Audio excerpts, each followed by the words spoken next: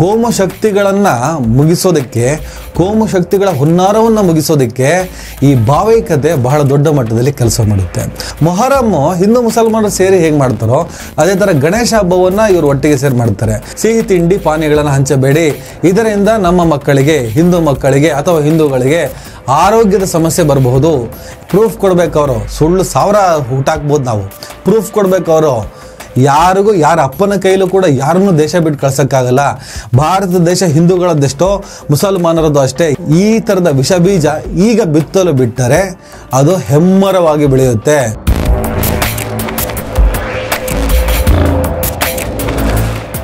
Hello, hi, ನಮಸ್ಕಾರ ಸ್ನೇಹಿತರೆ.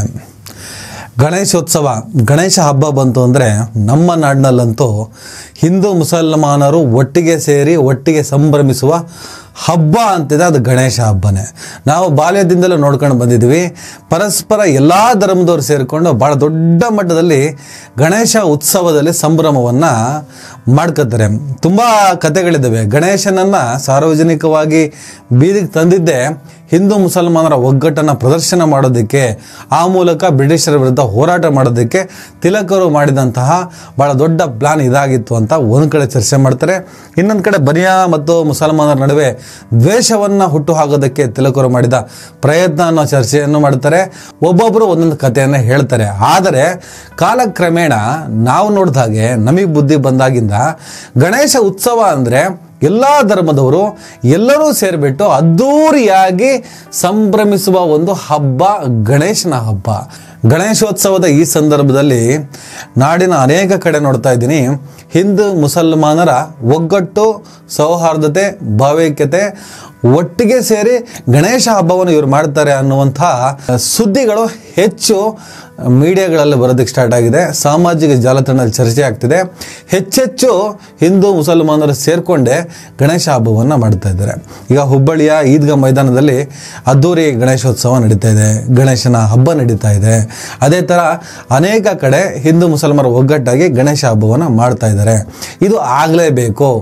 ಯಾವ ಕ್ಷುದ್ರ ಶಕ್ತಿಗಳು, ಯಾವ ವಿಚಿದ್ರಕಾರಿ ಶಕ್ತಿಗಳು ಈ ದೇಶದ ಅಥವಾ ಈ ಮಣ್ಣಿನ ಎರಡು ಧರ್ಮಗಳ ನಡುವೆ ಕಂದಕವನ್ನು ನಿರ್ಮಿಸಿ ಇಬ್ಬರನ್ನ ಶತ್ರುಗಳನ್ನಾಗಿ ರೂಪಿಸಿ ತಮ್ಮ ಲಾಭ ಮಾಡಿಕೊಳ್ಳೋದಕ್ಕೋಸ್ಕರ ಈ ದೇಶವನ್ನು ಬಲಿ ಹಾಕುವ ಪ್ರಯತ್ನವನ್ನು ಮಾಡ್ತಾರೋ ಅವರ ಕುತಂತ್ರಕ್ಕೆ ಈ ಥರದ ಬೆಳವಣಿಗೆಗಳು ದೊಡ್ಡ ಮಟ್ಟದಲ್ಲಿ ಕೊಡಲಿ ಏಟು ಕೊಡುತ್ತೆ ಅಂತ ನಾವೆಲ್ಲ ಮಾತಾಡ್ಕೊಂಡು ಬಂದಿದ್ವಿ. ನಿಮಗೂ ಅದು ಬಹಳ ಸ್ಪಷ್ಟವಾಗಿ ಗೊತ್ತಿದೆ. ಕೋಮು ಶಕ್ತಿಗಳನ್ನು ಮುಗಿಸೋದಕ್ಕೆ, ಕೋಮು ಶಕ್ತಿಗಳ ಹುನ್ನಾರವನ್ನು ಮುಗಿಸೋದಕ್ಕೆ ಈ ಭಾವೈಕ್ಯತೆ ಬಹಳ ದೊಡ್ಡ ಮಟ್ಟದಲ್ಲಿ ಕೆಲಸ ಮಾಡುತ್ತೆ. ಹಾಗಾಗಿ ಈ ನಾಡಿನಲ್ಲಿ, ಈ ದೇಶದಲ್ಲಿ ಎಲ್ಲರೂ ಸೇರಿಕೊಂಡು ಎಲ್ಲ ಹಬ್ಬವನ್ನು ಚೆನ್ನಾಗಿ ಒಟ್ಟಿಗೆ ಮಾಡ್ಕೊಂಡು ಹೋಗೋಣ. ಮೊಹರಮ್ಮು ಹಿಂದೂ ಮುಸಲ್ಮಾನರು ಸೇರಿ ಹೇಗೆ ಮಾಡ್ತಾರೋ ಅದೇ ಥರ ಗಣೇಶ ಹಬ್ಬವನ್ನು ಇವರು ಒಟ್ಟಿಗೆ ಸೇರಿ ಮಾಡ್ತಾರೆ. ಈ ನಾಡು, ಈ ನಾಡಿನ ವೈವಿಧ್ಯತೆ, ಈ ನಾಡಿನ ಪರಂಪರೆ, ಈ ನಾಡಿನ ಸಂಪ್ರದಾಯಗಳೇ ಹೀಗಿರೋದು. ಇದನ್ನು ತಟ್ಟಿ, ಇದನ್ನು ಕೆದಕಿ ಅದರಿಂದ ಲಾಭ ಮಾಡಿಕೊಳ್ಳೋದಕ್ಕೋಸ್ಕರ ಎರಡು ಧರ್ಮಗಳ ಅಮಾಯಕರನ್ನು ಬಲಿ ಕೊಟ್ಟು ದೇಶದ ಅಭಿವೃದ್ಧಿಗೆ ಹಿನ್ನಡೆಯನ್ನುಂಟು ಮಾಡುವಂಥ ಆ ತಂತ್ರವನ್ನು ಸೋಲಿಸೋದಕ್ಕೆ ಇವೆಲ್ಲ ಆಗಲೇಬೇಕು. ಈ ಥರದ ಪ್ರಯತ್ನಗಳಾಗಲಿ ಅಂಥೇಳಿ ನಮಗೆ ಹಿಂದೂ ಮುಸಲ್ಮಾನ ಸೇರಿಕೊಂಡು ಆ ಹಬ್ಬ ಮಾಡಿದ್ರಂತೆ, ಹಿಂದೂ ಮುಸಲ್ಮಾನರು ಸೇರಿಕೊಂಡು ಆ ಉತ್ಸವ ಮಾಡಿದ್ರಂತೆ, ಈ ಥರದ ಸುದ್ದಿಗಳು ಕೇಳಿದಾಗ ಖುಷಿ ಆಗೋದು. ನನ್ನ ದೇಶ ಇದಪ್ಪ, ನನ್ನ ದೇಶದ ಸೊಗಸು ಅಂದರೆ ಇದು, ಹೀಗಿರಬೇಕು ದೇಶ, ಹೀಗಿದ್ರೇ ದೇಶ, ಹೀಗಿದ್ರೇ ದೇಶದ ಪ್ರಗತಿ ಅಂತ ಮಾತಾಡ್ತಾ ಬಂದ್ವಿ. ಈಗ ನೋಡಿ ಎಂಥ ದುರಂತ ಅಂದರೆ ಈ ಕೋಮು ಶಕ್ತಿಗಳಿಗೆ ಯಾವುದೂ ಕೂಡ ಸಹ್ಯ ಅಲ್ಲ. ಕೋಮು ಶಕ್ತಿಗಳಿಗೆ ಈ ಭಾವೈಕ್ಯತೆ ಇನ್ನೊಂದು ಏನು ಬೇಕಾಗಿಲ್ಲ.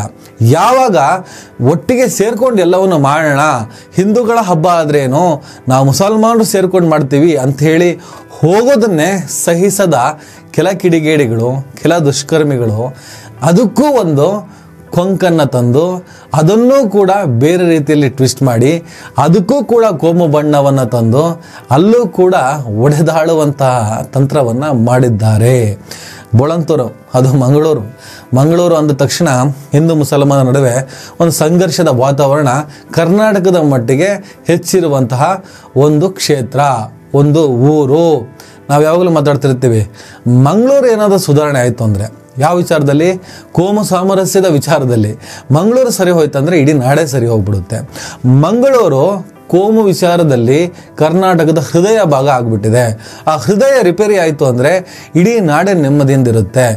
ಅದು ಕೋಮುವಾದದ ಫ್ಯಾಕ್ಟರಿ, ಅಲ್ಲಿಂದನೇ ಕೋಮುವಾದ ಹುಟ್ಟಿದ್ದು, ಅಲ್ಲಿಂದನೇ ಸ್ಪ್ರೆಡ್ ಆಗೋದು ಅಂತ ನಾವೆಲ್ಲರೂ ಮಾತಾಡ್ತಾ ಇದ್ವಿ.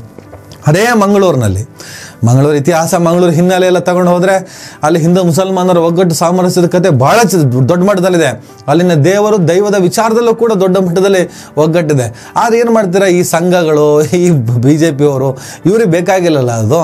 ಇವತ್ತು ಅದೇ ಬೋಳಂತೂರು ಗಣೇಶೋತ್ಸವಕ್ಕೆ ಸಂಬಂಧಪಟ್ಟ ಹಾಗೆ ಅಲ್ಲಿನ ಗಣೇಶೋತ್ಸವವನ್ನು ಆಯೋಜಿಸಿದವರು ಒಂದು ಪತ್ರವನ್ನು ಅಲ್ಲಿನ ಮಸೀದಿಗಳಿಗೆ ಬರೆದು ಕೊಟ್ಟಿದ್ದಾರೆ. ಅದು ವೈರಲ್ ಆಗ್ತಾ ಇದೆ. ಅದರಲ್ಲಿ ಏನಿದೆ ಅಂದರೆ, ನೀವು ಯಾವುದೇ ಕಾರಣಕ್ಕೂ ಈ ಸಲದ ನಮ್ಮ ಗಣೇಶೋತ್ಸವಕ್ಕೆ ಸಿಹಿ ತಿಂಡನ್ನು ಹಂಚಬೇಡಿ, ಸಿಹಿ ತಿಂಡಿ ಪಾನೀಯಗಳನ್ನು ಹಂಚಕ್ಕೆ ಹೋಗಬೇಡಿ. ಯಾಕಂದರೆ ನೀವು ಕಳೆದ ಬಾರಿ ಎಲ್ಲ ಇದನ್ನೇ ಮಾಡ್ತಾ ಬಂದ್ರಿ. ಆ ಸಿಹಿ ತಿಂಡಿ ಪಾನೀಯವನ್ನು ಸೇವಿಸಿದಂತಹ ನಮ್ಮ ಮಕ್ಕಳು, ಅರ್ಥಾತ್ ಹಿಂದೂ ಮಕ್ಕಳು ಅಸ್ವಸ್ಥರಾಗಿದ್ದಾರೆ, ಅವರು ಹುಷಾರು ತಪ್ಪಿದ್ದಾರೆ. ಹಾಗಾಗಿ ಈ ಸಲ ನೀವು ಗಣೇಶೋತ್ಸವಕ್ಕೆ ಯಾವುದೇ ಕಾರಣಕ್ಕೂ ಸಿಹಿ ತಿಂಡಿ ಪಾನೀಯಗಳನ್ನು ಹಂಚಬೇಡಿ. ಇದರಿಂದ ನಮ್ಮ ಮಕ್ಕಳಿಗೆ, ಹಿಂದೂ ಮಕ್ಕಳಿಗೆ ಅಥವಾ ಹಿಂದೂಗಳಿಗೆ ಆರೋಗ್ಯದ ಸಮಸ್ಯೆ ಬರಬಹುದು. ಇದರ ಅರ್ಥ ಏನು ಅಂದರೆ, ಮುಸಲ್ಮಾನರು ಹಂಚುವಂತಹ ಸಿಹಿ ತಿಂಡಿ ಪಾನೀಯ ಬಹಳ ಕೀಳು ಮಟ್ಟದ್ದಾಗಿರುತ್ತೆ, ಕಳಪೆ ಗುಣಮಟ್ಟದ್ದಾಗಿರುತ್ತೆ, ಅಥವಾ ಅವರು ಸಂಚಿನಿಂದ ಏನೇನೋ ಕೊಡುವಂತಹ ಸಾಧ್ಯತೆ ಇದೆ. ಅವರನ್ನು ಯಾವುದೇ ಕಾರಣಕ್ಕೂ ನಾವು ವಿಶ್ವಾಸಕ್ಕೆ ತಗೋಬಾರ್ದು. ಅವರನ್ನು ಏನಾದರೂ ವಿಶ್ವಾಸಕ್ಕೆ ತಗೊಂಡು ನಮ್ಮ ಉತ್ಸವದಲ್ಲಿ ಅವರು ಭಾಗಿಯಾಗ್ತಾರೆ ಅಂತ ಹೇಳ್ಬಿಟ್ಟು ನಾವು ಸಂಭ್ರಮಿಸಿದ್ವೋ, ಅವರು ಕೊಡೋದನ್ನೆಲ್ಲ ತಿಂದರೆ ನಮ್ಮ ಆರೋಗ್ಯಕ್ಕೆ ಹಾನಿಕಾರ ಅಂತ ಹೇಳ್ಬಿಟ್ಟು ಇಡೀ ನಾಡಿಗೆ ಅಥವಾ ಇಡೀ ದೇಶಕ್ಕೆ ಮೆಸೇಜನ್ನು ತಲುಪಿಸುವಂಥ ಷಡ್ಯಂತ್ರವನ್ನು ಮಾಡ್ತಾರೆ. ಕೋಮು ಶಕ್ತಿಗಳ ಚಿಂತನೆಗೆ ಅಂಕುಶ ಹಾಕೋದಕ್ಕೆ ಸಾಧ್ಯನಾ? ಒಳ್ಳೆಯದಾಗಲಿ, ಒಳ್ಳೆ ರೀತಿಯಲ್ಲಿ ಹೋಗೋಣ, ಒಗ್ಗಟ್ಟಾಗಿ ಬದುಕೋಣ ಅಂತ ಪ್ರಯತ್ನ ಪಟ್ಟರೆ ಅದೂ ಕೂಡ ಸಹಿಸದೆ ಅಲ್ಲೂ ಒಂದು ಕೊಂಕು ತಂದು, ಅಲ್ಲೂ ಸಿಹಿ ತಿಂಡಿಯಲ್ಲಿ ಕಳಪೆ ಗುಣಮಟ್ಟ ಇದೆ, ಆರೋಗ್ಯ ಹಾಳಾಗುತ್ತೆ ಅನ್ನುವಂತಹ ಒಂದು ಕೆಟ್ಟದಾದಂತಹ ಸುದ್ದಿಯನ್ನು ಸ್ಪ್ರೆಡ್ ಮಾಡಿ, ಅದನ್ನು ಕೆಟ್ಟದಾಗ ಮಾರ್ಕೆಟಿಂಗ್ ಮಾಡಿ, ನಾಳೆ ಮುಸಲ್ಮಾನರು ಗಣೇಶ ಉತ್ಸವಕ್ಕೆ ಎಲ್ಲೂ ಕೂಡ ಪಾರ್ಟಿಸಿಪೇಟ್ ಮಾಡದ ಹಾಗೆ, ಏನನ್ನೂ ಕೂಡ ಕೊಡದ ಹಾಗೆ ಅವರನ್ನು ಗಾವುದ ಇಡುವಂತಹ ತಂತ್ರವನ್ನು ಮಾಡ್ತಾ ಇದ್ದಾರೆ ಸ್ನೇಹಿತರೆ. ಇದು ತನಿಖೆ ಆಗಬೇಕು. ಪೊಲೀಸ್ ಸ್ವಲ್ಪ ಸೀರಿಯಸ್ ಆಗಿ ತಗೋಬೇಕು. ಇದು ಯಾವುದೋ ಲೆಟ್ರು, ನೀವನ್ನು ಸಿಹಿ ತಿಂಡಿ ಪಾನೀಯ ಕೊಡಬೇಡಿ ಅಂದ ತಕ್ಷಣ ನಾ ಲಾಸ್ಟ್ ಟೈಮ್ ಕೊಟ್ಟಿದ್ವಿ, ಈ ಸಲ ಕೊಡಬೇಡಿ ಎಂದಿದ್ದಾರೆ, ಕೊಡದೇ ಇರೋಣ, ಇಲ್ಲಿಗೆ ಮುಗಿಸೋ ವಿಚಾರ ಅಲ್ಲ ಇದು. ಒಂದು ಕೆಟ್ಟ ಬೆಳವಣಿಗೆ ಇಡೀ ನಾಡನ್ನು ವ್ಯಾಪಿಸುತ್ತೆ. ಇಡೀ ನಾಡನ್ನು ವ್ಯಾಪಿಸಿದಾಗ ಅಟ್ಲೀಸ್ಟ್ ಹಬ್ಬ ಹರಿದಿನಗಳೆಲ್ಲ ಒಗ್ಗಟ್ಟಾಗಿ ಆ ಮೂಲಕ ಕೋಮು ಶಕ್ತಿಗಳ ಷಡ್ಯಂತ್ರವನ್ನು ಸೋಲಿಸ್ತಾ ಇದ್ವಿ. ಈಗ ಅದಕ್ಕೂ ಕುಂಕು ಮುಸಲ್ಮಾನರು ತಬ್ಲಿಗಿ ವೈರಸ್ ಕೊರೋನಾವನ್ನು ಅವರೇ ಸ್ಪ್ರೆಡ್ ಮಾಡ್ತಿರೋದು, ಅವರು ಉಗುಳ್ತಾರೆ. ಕೊರೋನಾ ಬಂದಾಗ ಯಾವ ಥರದಲ್ಲಿ ಇವರು ಒಂದು ಸಮುದಾಯವನ್ನು ವಿಲನೈಸ್ ಮಾಡುವಂತಹ ಪ್ರಯತ್ನವನ್ನು ಮಾಡಿದ್ರು, ಅದೇ ಥರ ಈ ಸಲ ಗಣೇಶನ ಉತ್ಸವಕ್ಕೆ ಸೇರಿಕೊಳ್ಳುವ ಮುಸಲ್ಮಾನರನ್ನು ಆ ಮೂಲಕ ಕೋಮು ಶಕ್ತಿಗಳ ಕುತಂತ್ರವನ್ನು ಸೋಲಿಸುವಂಥ ಆ ಪ್ರಯತ್ನವನ್ನು ಕೂಡ ಮುಗಿಸುವಂಥ ಕೆಲಸವೇ ಇದು. ಇವರೀಗ ಪ್ರೂಫ್ ಕೊಡಬೇಕು. ಎಷ್ಟು ಮಕ್ಕಳಿಗೆ ಹುಷಾರಿರಲಿಲ್ಲ, ಎಷ್ಟು ಜನ ಕಳೆದ ಬಾರಿ ಇವರು ಕೊಟ್ಟ ಸಿಹಿ ತಿಂಡಿ ಪಾನೀಯಗಳಿಂದ ಹುಷಾರು ತಪ್ಪಿದರು, ಅದಕ್ಕೆ ಸಂಬಂಧಪಟ್ಟಂಥ ಪ್ರೂಫ್ ಇದೆಯಾ? ಸುಮ್ಮನೆ ನಮ್ಮ ಮಗನಿಗೆ ಆಗಿತ್ತು ಅವತ್ತು, ಹೌದಾ ಅಂತ ಹೇಳ್ಬಿಟ್ಟು ಹೋಗ್ಬಿಟ್ಟು ಬೈಟ್ ತಗೊಂಡು ಮಾತಾಡೋದಲ್ಲ. ಪ್ರೂಫ್ ಕೊಡ್ಬೇಕು. ಅವರು ಸುಳ್ಳು 1000 ಹುಟ್ಟಾಕ್ಬೋದು, ನಾವು ಪ್ರೂಫ್ ಕೊಡ್ಬೇಕು. ಅವರು ಒಗ್ಗಟ್ಟಾಗಿರೋ ಹತ್ತಿರ ಬಂದವ್ರನ್ನ ಕೂಡ ಒಗ್ಗಟ್ಟಾಗಿರೋದೇ ಬೇಡ, ನೀವು ಹೋಗಿ ನೀವೇ ಸರಿ ಇಲ್ಲ, ನೀವು ಕೊಡೋದು ಸರಿ ಇಲ್ಲ, ನೀವು ಕೊಡೋದು ತಿಂದರೆ ನಮಗೆ ಅಪಾಯ ಅಂತ ಹೇಳಿಬಿಟ್ಟು ಆ ಮೂಲಕ ಒಂದು ವಿಷವನ್ನು ಹರಡುವ ವಿಷಾದದ ದುರಂತದ ಕಡೆ ನನ್ನ ದೇಶ ಹೋಗ್ತಾ ಇರೋದು ನನಗೆ ಅರ್ಥ ಆಗ್ತಿಲ್ಲ. ನಾನು ಮೊನ್ನೆ ಯೋಚನೆ ಮಾಡ್ತಿದ್ದೆ, ಯಾರೋ ಒಂದು ಧರ್ಮವನ್ನು ವಿಲನೈಸ್ ಮಾಡೋ ಪ್ರಯತ್ನವನ್ನು ಮಾಡ್ತಾರೆ. ನಾವು ವಿಲನ್ಗಳಲ್ಲ ಅಂತ ತೋರಿಸೋ ಪ್ರಯತ್ನವನ್ನು ನೀವು ಯಾಕೆ ಮಾಡ್ತೀರಾ? ನಿಮ್ಮ ಪಾಡಿಗೆ ಬದುಕಿ, ನಿಮಗೆ ಹಾಕ್ಬೇಕು ಇವೆಲ್ಲ ಉಸಾಬರಿ. ಯಾರಿಗೂ ಯಾರನ್ನೂ ಡ್ಯಾಮೇಜ್ ಮಾಡೋಕ್ಕಾಗಲ್ಲ, ಯಾರಿಗೂ ಯಾರ ಅಪ್ಪನ ಕೈಲೂ ಕೂಡ ಯಾರನ್ನೂ ದೇಶ ಬಿಟ್ಟು ಕಳ್ಸೋಕ್ಕಾಗಲ್ಲ. ಭಾರತ ದೇಶ ಹಿಂದೂಗಳದ್ದೆಷ್ಟೋ ಮುಸಲ್ಮಾನರದ್ದು ಅಷ್ಟೇ. ಯಾಕೆ ಆ ಮಟ್ಟಿಗೆ ತಲೆ ಕೆಡಿಸ್ಕೊತೀರಾ? ಆರಾಮಲ್ಲಿ ಇದ್ಬಿಡಿ. ಅವರು ರಂಜಾನು, ಈದ್ ಮಿಲಾದು ಇನ್ನೊಂದು ವಿಚಾರಕ್ಕೆ ಇಂಟರ್ಫಿಯರ್ ಆದರೆ ನೀವು ಗಣೇಶ, ದೀಪಾವಳಿ, ಯುಗಾದಿಗೆ ಇನ್ವಾಲ್ವ್ ಆಗಿ ಪರ್ಟಿಕ್ಯುಲರ್ ಆಗಿ ನೀವು ಯಾಕೆ ನಾವೆಲ್ಲದರಲ್ಲೂ ಇದ್ದೀವಿ, ನಾವೆಲ್ಲದರಲ್ಲೂ ಒಗ್ಗಟ್ಟಿಗೆ ಪ್ರಯತ್ನಿಸ್ತೀವಿ ಅಂತ ಹೇಳ್ಬಿಟ್ಟು ನುಗ್ಗಿ ಹೋಗ್ತೀರಾ? ಮೇಲು ಬಿದ್ದು ಹೋದವರಿಗೆ 3 ಕಾಸಿನ ಬೆಲೆ ಇಲ್ಲ ಥರ ಮಾಡ್ತಿದ್ದಾರೆ. ಆದರೆ ಎಲ್ಲರೂ ಅಲ್ಲ. ಈ ದೇಶದ 98% ಜನ ಹೇಗೆ ಒಗ್ಗಟ್ಟಲ್ಲಿದ್ದಾರೋ ಆ ಒಗ್ಗಟ್ಟನ್ನು ಕೆದಕುವಂಥ ಪ್ರಯತ್ನವನ್ನು ಮಾಡ್ತಿರುವಂಥ 2% ಜನರ ಈ ಕುತಂತ್ರ ತನಿಖೆಗೊಳಗಾಗಬೇಕು. ಕಾಂಗ್ರೆಸ್ ಸರ್ಕಾರ ಇದೆ, ತನಿಖೆ ಆಗಲಿ. ಒಂದು ವೇಳೆ ಬೋಳಂತೂರು ಗಣೇಶೋತ್ಸವಕ್ಕೆ ಸಂಬಂಧಪಟ್ಟ ಹಾಗೆ ಅಲ್ಲಿನ ಮುಸಲ್ಮಾನರು ಹಂಚಿದ ಸಿಹಿ ತಿಂಡಿ ಪಾನೀಯಗಳಿಂದ ಅಲ್ಲಿನ ಹಿಂದೂ ಮಕ್ಕಳು ಅಥವಾ ಮಕ್ಕಳು ಅಸ್ವಸ್ಥರಾಗಿದ್ರಾ, ಯಾರಿಗಾದರೂ ಅಪಾಯ ಆಗಿತ್ತಾ?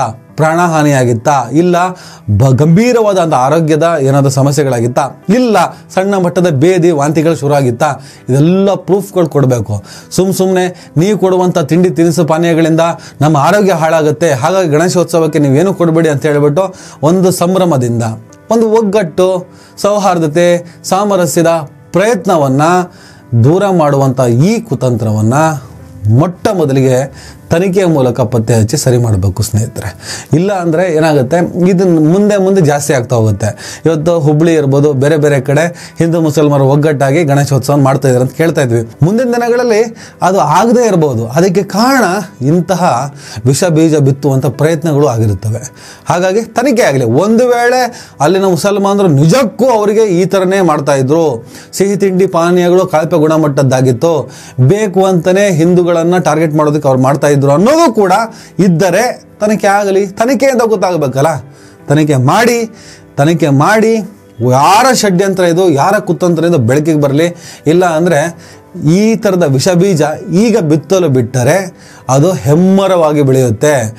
ನಾಳೆ ಹಿಂದೂ ಮುಸಲ್ಮಾನರ ಒಗ್ಗಟ್ಟಿಗೆ ಆಧಾರವಾಗಿರುವಂತಹ ಒಂದಿಷ್ಟು ಹಬ್ಬಗಳು, ಒಂದಿಷ್ಟು ಸಂಭ್ರಮಗಳು, ಒಂದಿಷ್ಟು ಕಾರಣಗಳು ಕೂಡ ಇಲ್ಲದೆ ಸಂಪೂರ್ಣವಾಗಿ ದೂರವೇ ಇದ್ದು ಬದುಕಬೇಕಾಗತ್ತೆ. ಇದರಿಂದ ದೇಶವೇ ನಾಶ ಆಗುತ್ತೆ. ಒಗ್ಗಟ್ಟಿಗೆ ಎಲ್ಲಾದರೂ ಏಟು ಬಿತ್ತಂದರೆ ಭಾರತ ದೇಶ ಒಗ್ಗಟ್ಟಾಗಿದ್ದರೆ ಮಾತ್ರ ಬಲಿಷ್ಠ ದೇಶವಾಗಿರೋದಕ್ಕೆ ಸಾಧ್ಯ. ಇಲ್ಲಿ ಏನಾದರೂ ಡಿವೈಡ್ ಆಯಿತು ಅಂದರೆ, ಸಂಘರ್ಷ ನಿರ್ಮಾಣ ಆಯಿತು ಅಂದರೆ ಯಾವುದೇ ಕಾರಣಕ್ಕೂ ದೇಶನೂ ಉದ್ಧಾರ ಆಗಲ್ಲ. ಎಲ್ಲರಿಗೂ ಕೂಡ, ಜನಸಾಮಾನ್ಯರಿಗೂ ಕೂಡ ಕಿತ್ತು ತಿನ್ನುವ ಬಡತನ ಬರುತ್ತೆ. ಒಂದು ಅಗಳು ತಿನ್ನೋಕ್ಕಿರಲ್ಲ, ಆ ಪರಿಸ್ಥಿತಿ ಬಂದು ತಲುಪುತ್ತೆ. ಸಂಘರ್ಷದಿಂದ ವಿನಾಶ, ಇದೊಂದೇ ಟ್ಯಾಗ್ಲೈನ್ ಮೇಲೆ ಈ ಥರದ ಒಪಿನಿಯನ್ನ ನಾನು ಕೊಡ್ತಾ ಇದ್ದೀನಿ. ನಮಸ್ಕಾರ.